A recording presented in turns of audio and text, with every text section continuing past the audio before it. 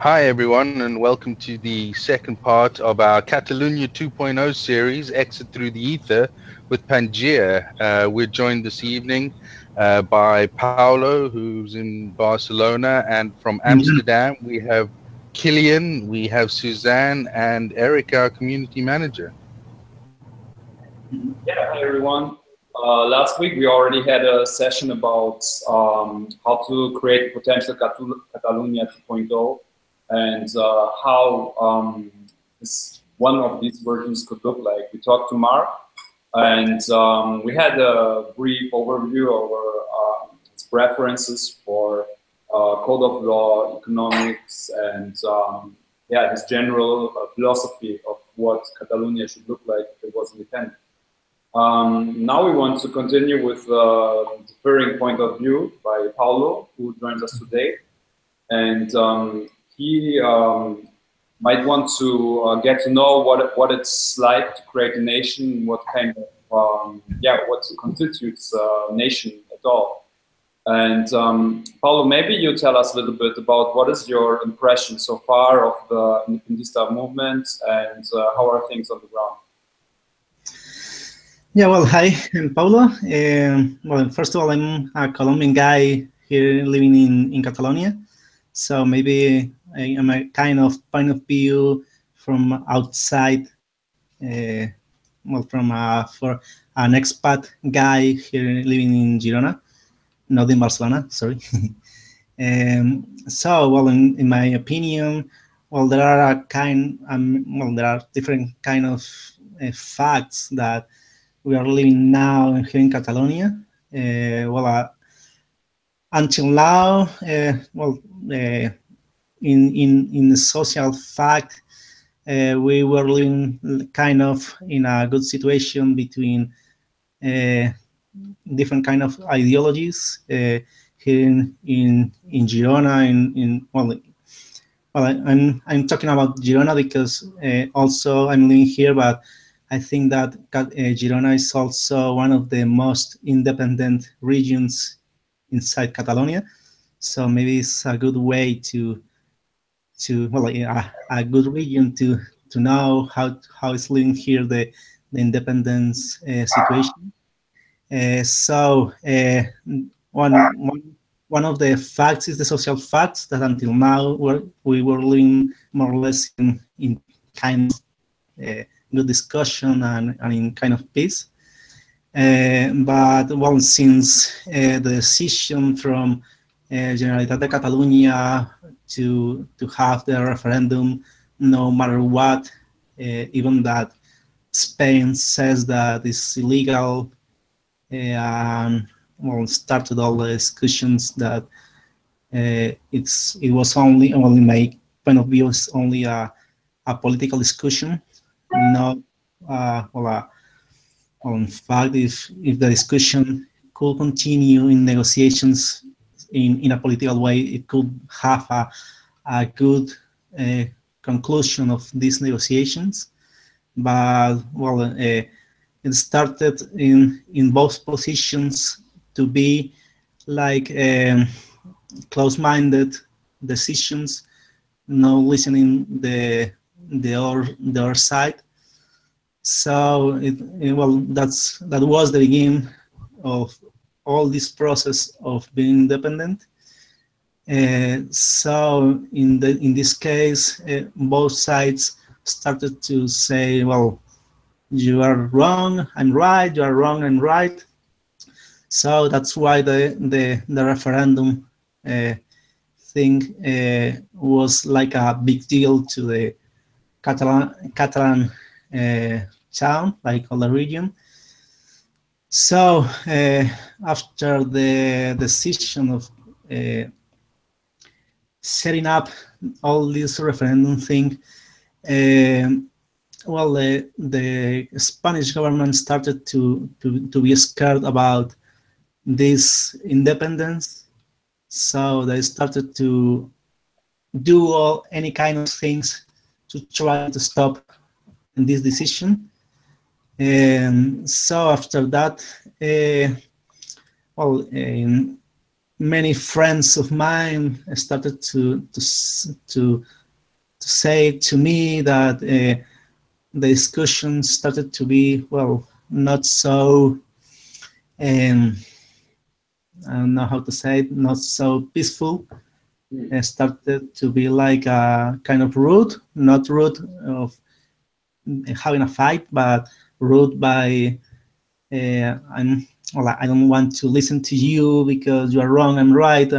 Even that between normal people, even that friends were talking about that, started to be kind of rude. So after this situation and these days of the confrontation between Guardia Civil and all the people, started to be kind of a difficult topic to talk about. And what's your personal opinion about all of this that is happening right now? Like, where would you position yourself in all of this? Well, in my case, I'm a kind of in a middle, in the middle between both positions, more or less. Because, well, in my case, if you're thinking about the cultural thing, maybe Catalonia could have an independent country because it has some features that could be independent, but in my point of view, it's a difficult situation uh, in the point of view of economics, in a political situation, in foreign uh,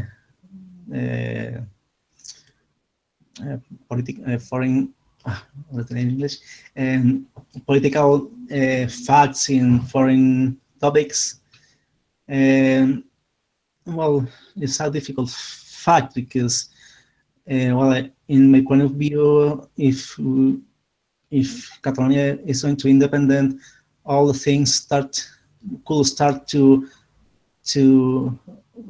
be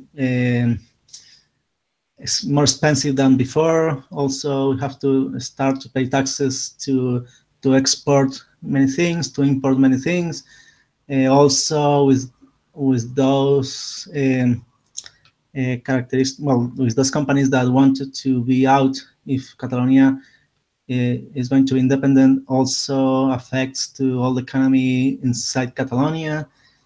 And well, there are kind of, well, in my point of view, it's kind of messy thing that I'm worried about that. So, and also there are many. Well, I'm worried also about the legal, the legal situation from many people that now is living in Catalonia, that are all around Europe, all around the world. So there started to be another kind of legal situation that maybe could affect in our normal living here in Catalonia. Also, well, in my case, all the interest, in different kind of interest that Catalonia is based on normal economics behavior. Well, there are now we want to sort of transition to what you see now in front of your eyes and the things that you don't like. If you could, for one moment, imagine that you can create your own version of Catalonia, of how it is supposed to be in your opinion. Catalunya 2.0. Yeah, exactly.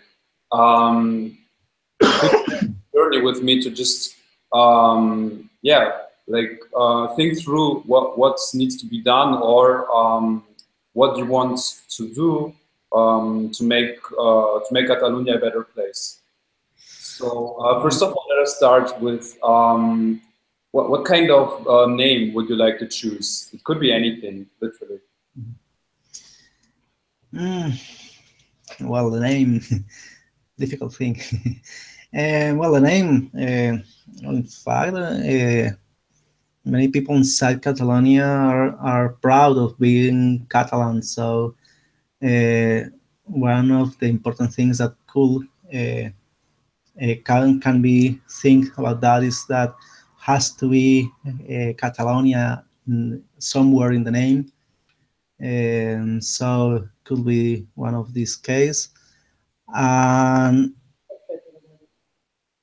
I don't know more than that. I don't know Catalonia. No, at least Catalonia has to be in the name. In my case, it's no. Yeah, we just proposed to you. What about Crypto Catalunya? So let's just choose it as a working name. We can change it afterwards. But the importance is to move on to decisions. Well, in fact, maybe my point of view, maybe it's going to be, well, it's better to say more or less less technical, more a social name. Maybe Social Catalonia, or that's fine. or Catalonia in progress, or Digital Catalonia in progress, or something like that. Okay, we will go with that. How about Catalonia? What? Catalonia. Yeah, well, Catalonia, free Catalonia, no. Like it's well, do you know about Estonia? Well, at least in my personal experience in a European project that I was participating last year, well, precisely in complementary currencies, it's better to talk, well, to say something to a people, well, some name to a people that maybe is more social than technological thing.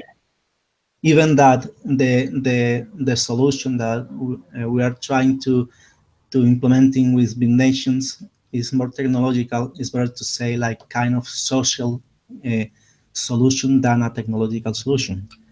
Well, in fact, one of the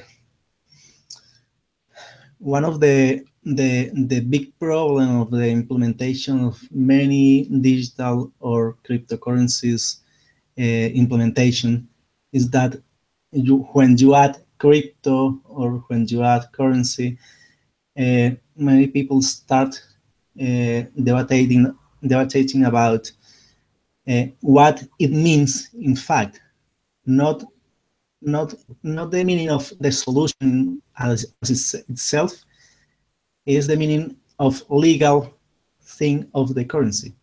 So I think that maybe to avoid this kind of discussions, it's better to say something social about this solution, like Catalonia, free Catalonia, like social Catalonia in progress. Okay, let's go with the social part because that's what you want to emphasize. So could you just briefly describe what your nation represents, just in a very short and concise way? And also, it would be great to have Kilian. So Kilian Kleinschmidt has worked for decades in international development and diplomacy and other things, and he is very knowledgeable about Catalonia. And so when we're talking about creating a new nation, from the perspective of someone who has been in the process of creating many new nations, in fact, it would be interesting to highlight the things you need to think about when you create a nation. Like you need to think about how you make money, right? How you are financially self-sustainable, how the nation is financially self-sustainable. You have to think about what kind of law you choose, how you resolve disputes. You have to think about what decision-making model you have, whether that's democracy or holacracy or some or dictatorship or anything else. Well, Kilian, in your opinion, what would be the key things to focus on when you want to set up your nation? I think, hello everybody.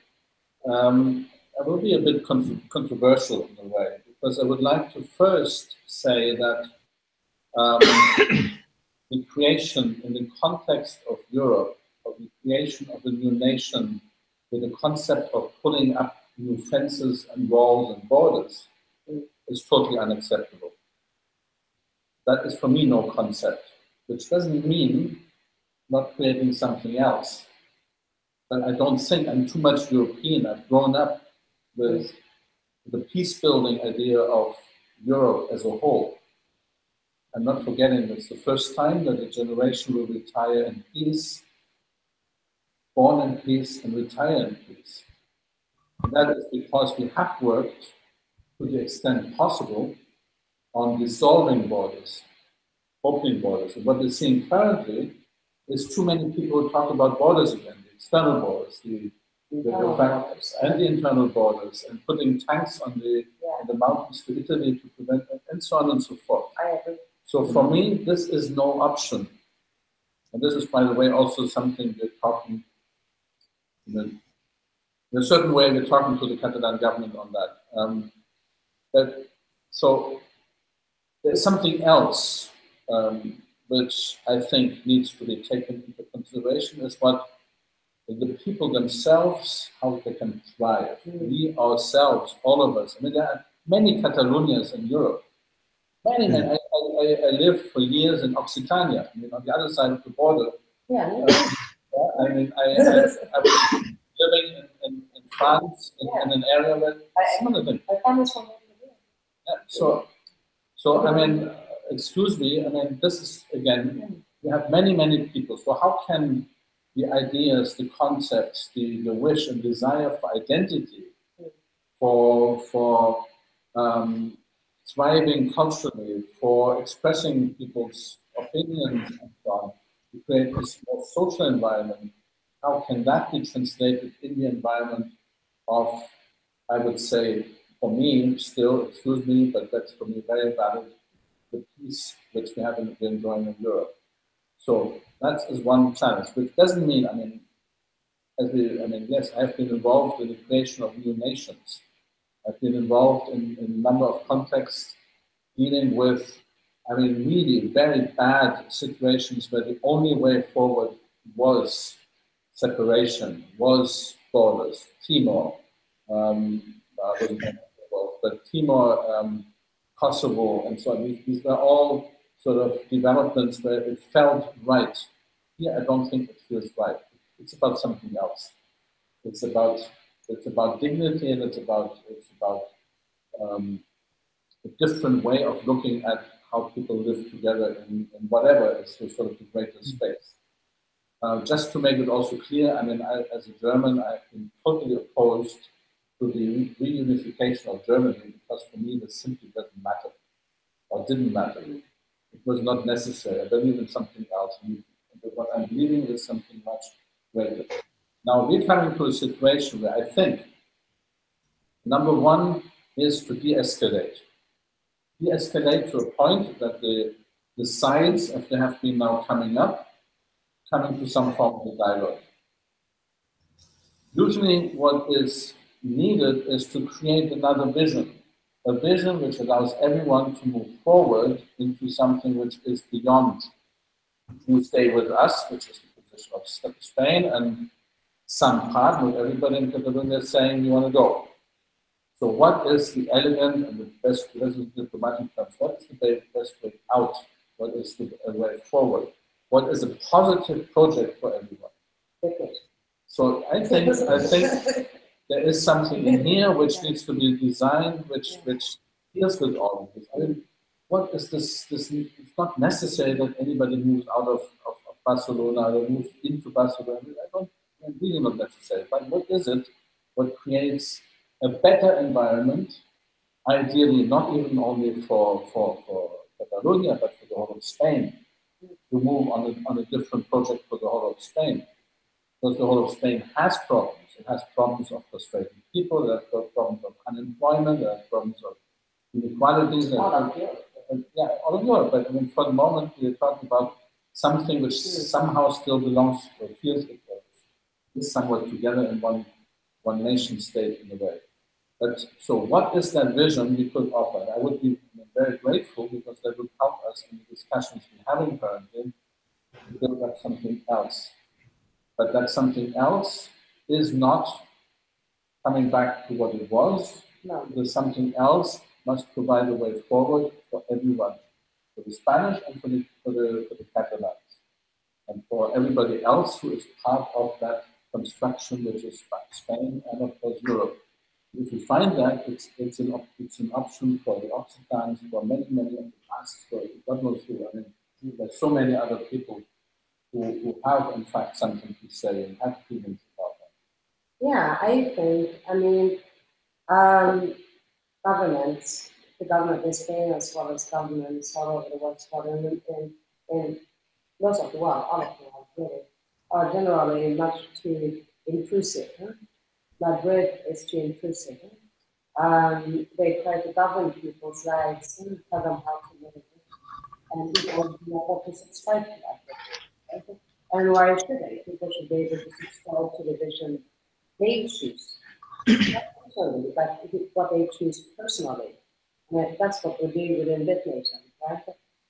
Anyone can create a governance service provider, a DBVN, decentralized borderless voluntary nation. I know it's kind of an awful that. And I think this offered people to be self-sovereign in a way that is not possible either with nation states nor with regional movements, right?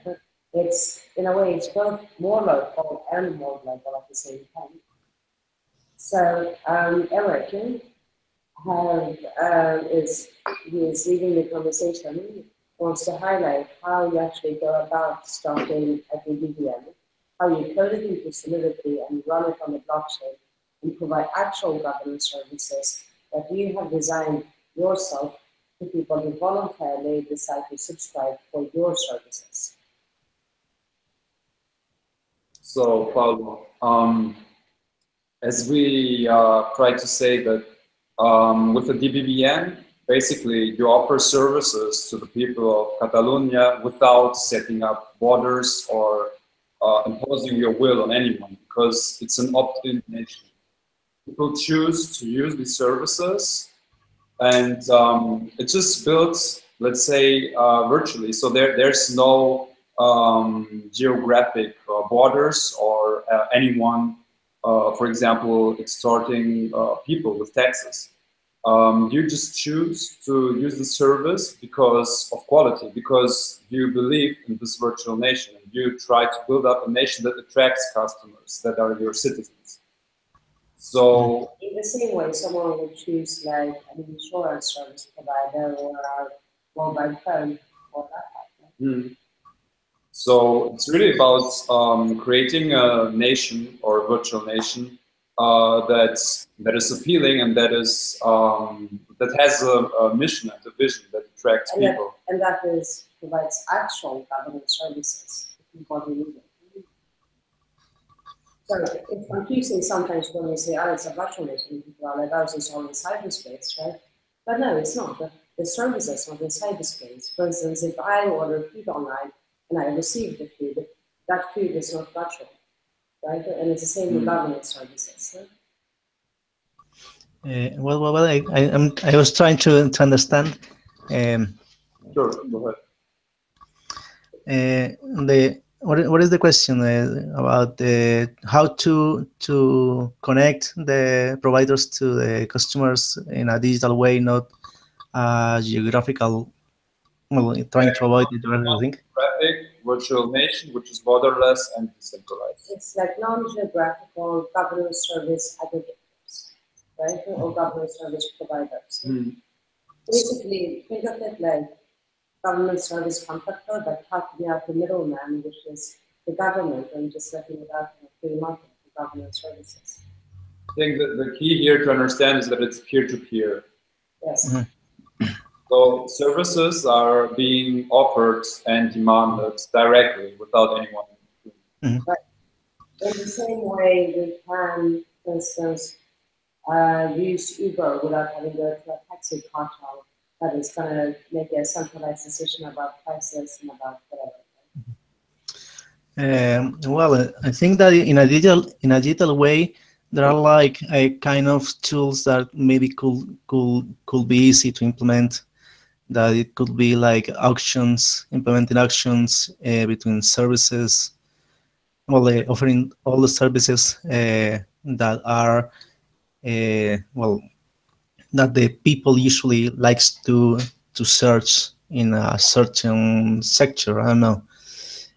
Well, in my case, well, as I know, auctions it is a good way to try to regulate uh, the market, any kind of market in different sectors, and it is a good way also to have like a marketing tool in a digital way.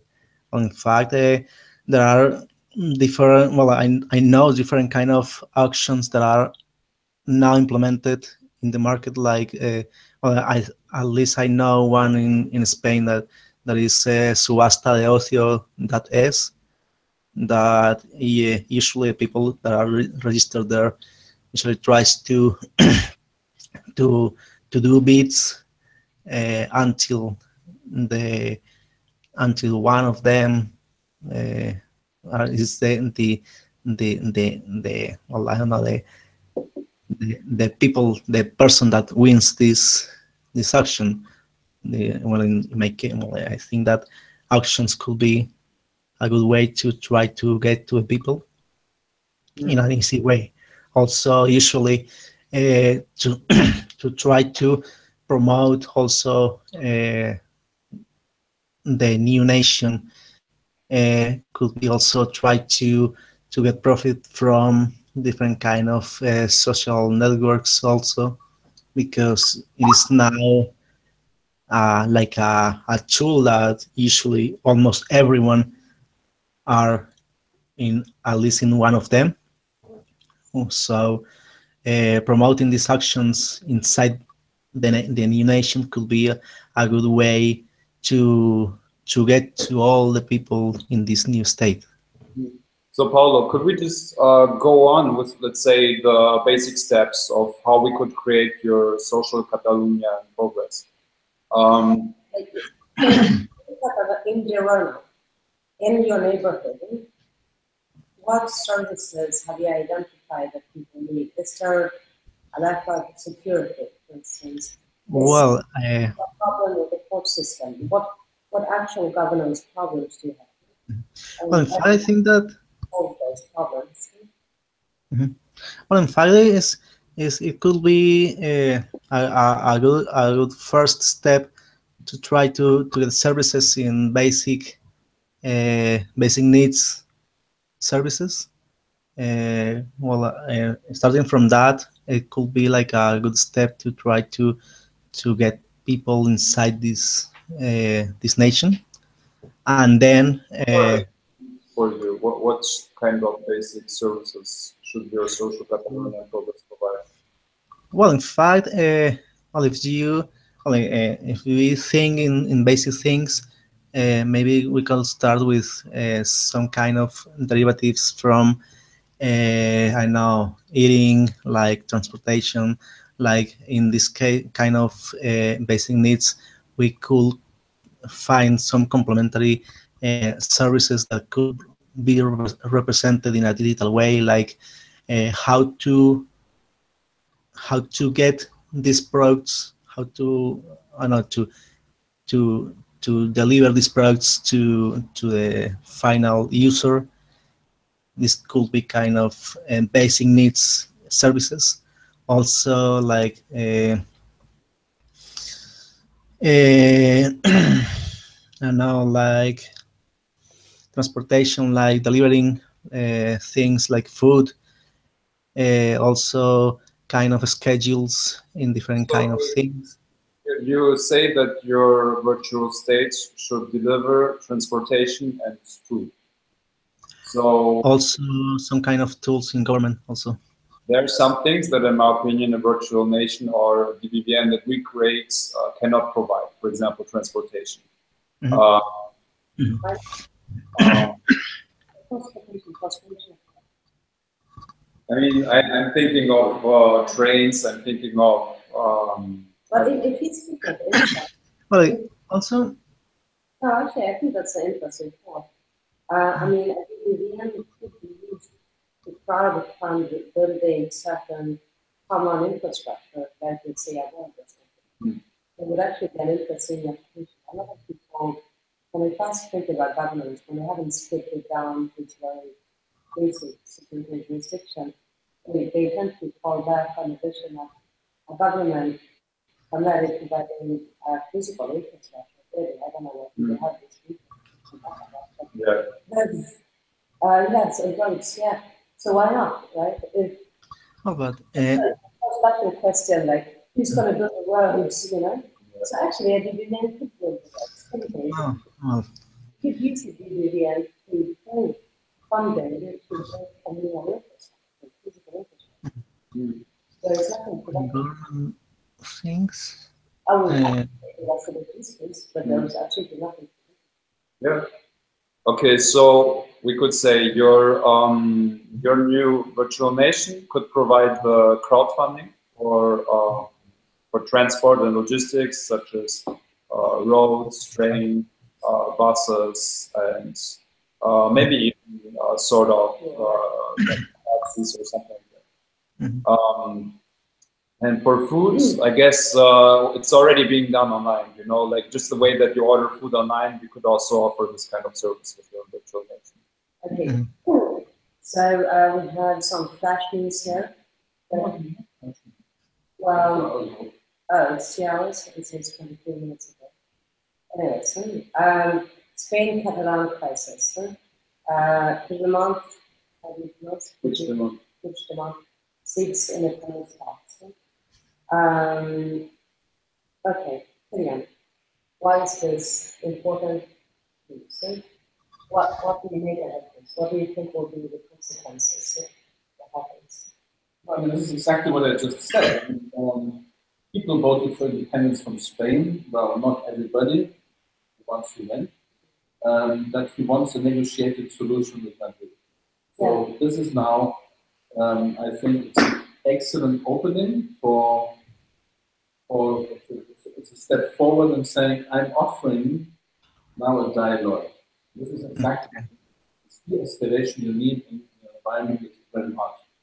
Now the question is, because already I've seen Rajoy has responded in saying, I don't want to negotiate something which is unnegotiable, such as independence.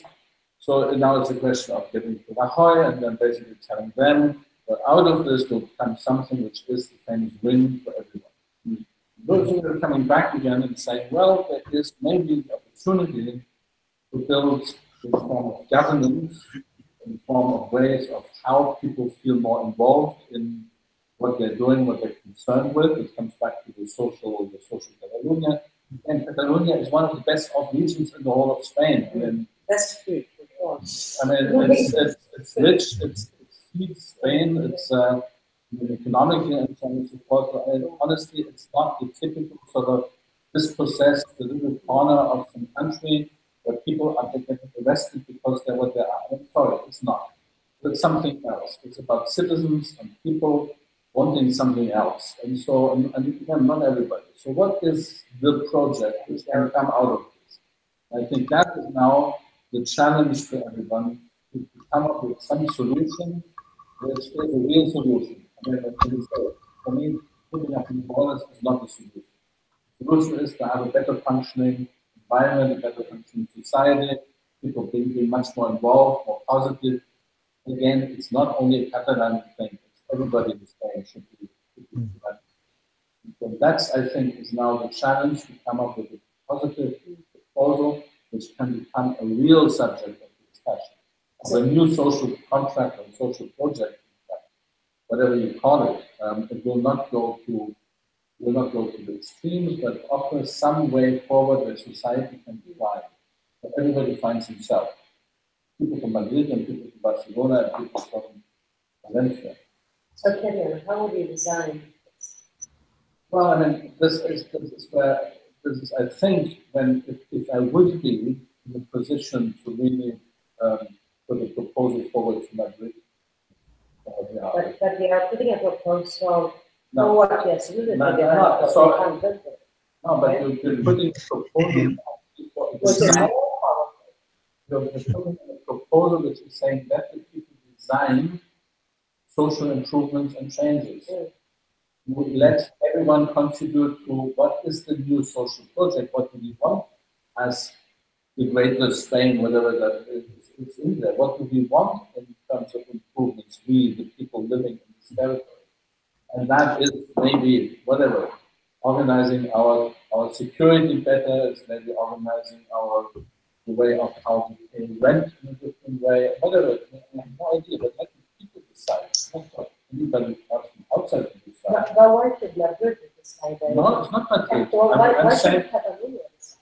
Why shouldn't every single individual decide for this themselves? is what I'm saying. That is what I'm saying. The proposal should be that the people who happen to live on this territory, which is today called Spain, actually contribute to how they want to change their society. Full stop. And get it out of this Catalan independence and Valencia independence and Basque independence and Dominican independence. Sorry, no, get us into what do the people really think should be changing so that they're thriving and everything. So in a way, this tastes like a little bit to what you said earlier when you talked about Europe, that we now enjoy a greater Europe than we used to, right? And I think a function of enjoying a greater Europe is the function that, for instance, me and James can live in somewhere like Amsterdam. We can choose our jurisdiction easily because we don't have borders, and it's very we have small borders, but we don't have like significant borders. So it's very easy for us to say, well, I really enjoy, this kind of weather and this type of taxation regime, and this type of, this type of culture or whatever, what nature and what have you. Then we can choose from within the geographical region of Europe, which is a significant improvement when I was born in Europe. So actually, in a way, the European Union is extraordinarily anarcho-capitalist in that regard, right? Because you can vote with your feet. And come back to what Kilian said, is like when regions close themselves off and you build more borders, then that actually provides less individual choice. But we are trying to say you don't have to move anywhere else to enjoy the government services that you like. You can simply do it the same way you would choose an insurance company online to cover your medical needs. You should be able to choose your governance service provider, right? I think it's governance service. So if you were to provide services, okay, you said roads, okay, or transportation. Okay, how do you do that? You're a Solidity developer, so tell me a little bit about your thoughts on how that could be, for instance, tokenized and how people could pay into that and use it on an often voluntary basis. Yeah, well, I'm thinking now in according to those things that you are talking about, I'm thinking now in a kind of layers that now is actually very discussed in smart cities architectures in different platforms, since IBM, since Microsoft, since Google, and other big companies that now are trying to implement big platforms in smart cities. In my small knowledge on this kind of platforms, I think that maybe we could try to implement different kind of services depending on the layer we want to implement these services. I mean, that maybe in basic services that I was talking about before, it could be the like a lowest level that the final users could see those kind of services. Also, like a middle layer could be all those kind of trying to let the people participate in different kind of decisions in the city, in how it could be distributed, all I know different kind of transportation, different kind of decisions in the city, how the health is going to be improved. I know different kind of things that users, final users, or also the governance could participate in that, and also highest level, the highest layer could be more or less to try to implement how is the name? You know what, Paulo? This actually leads me to the question for your virtual nation that you would create, Social Catalonia in Progress. What kind of decision-making process would you like to choose for the citizens that choose to live under your constitution, let's say? Would you like to have democracy, autocracy, a theocracy, a holocracy, or even a meritocracy? What do you think? How should people make this? Well, in fact, now is a good way, well, a good thing to implement is a democracy kind of service. And what kind of democracy? Well, well, in fact,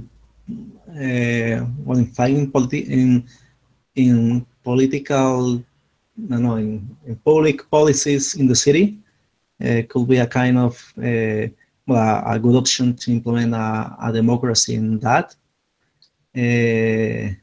Well, in fact, well, I'm thinking in maybe if the public policies comes from above to below, the people could participate in what they think about that, because in fact sometimes comes from above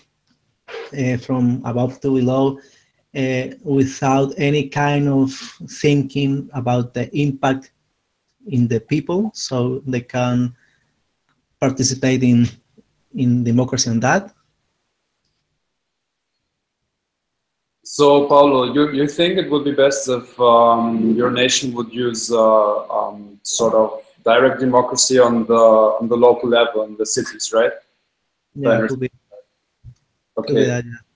And to get to a more interesting question now, what kind of economics would you like to have for the citizens that live under your constitution? Should it be maybe more socialistic one? Should it be free market working, or should it be sort of hybrid? Or what do you think? How should the economic model of your virtual nation?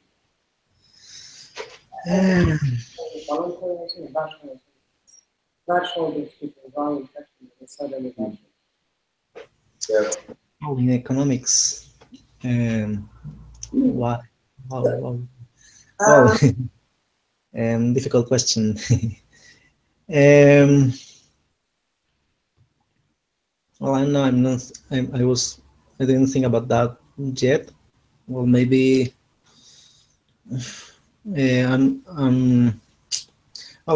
trying to think about a solution, but I don't know if you are asking about a kind of economics in like capitalism, like socialism or something like that, or well, in my case, I think that it could be like a mix between capitalism in basic needs services, maybe, and another kind of economics in public policies. And not, well, I have to check more or less the economics, because I don't have a clear definition between one to another, but I think that it's a good way to mix, to try to implement a hybrid economics in that. Well, in fact, yeah, It's just that a hybrid is better, I think. We have to think about what kind of hybrid, but I think that it's better to implement a hybrid between two of them or maybe three. I don't know, but yeah, it's a good option. So, okay, so there's quite some documentation on this that we have prepared for you to look through. So we will send you a form with questions, and we will like do another hangout with you after you have filled in the form, and then we can talk more concretely about how to actually do the solidity contract. Okay, that's cool. Yeah, brilliant.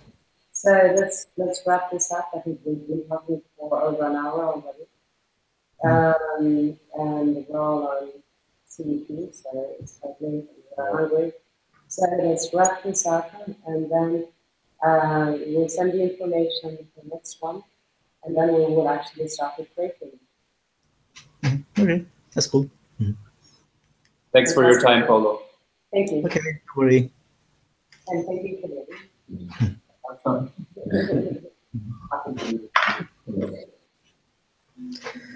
Oh, well, and Thanks, everyone.